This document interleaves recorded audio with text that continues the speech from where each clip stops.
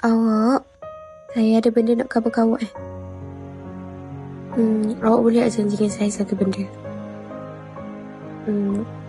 Awak janjikan saya, awak akan setting saya sampai bila-bila.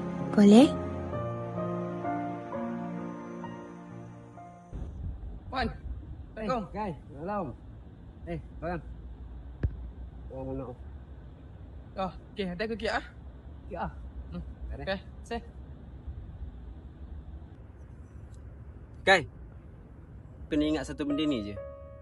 Seseorang tu akan berubah dengan sebab satu benda ni je. Bila dia ada orang lain.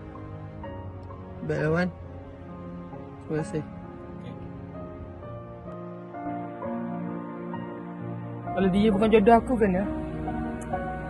Kai, hati ni contoh. Kau tengok puang tu. Hati tu, mengingat hati tu hak dia punya dah. Belum tentu dia punya. Hati dia tu milik Allah.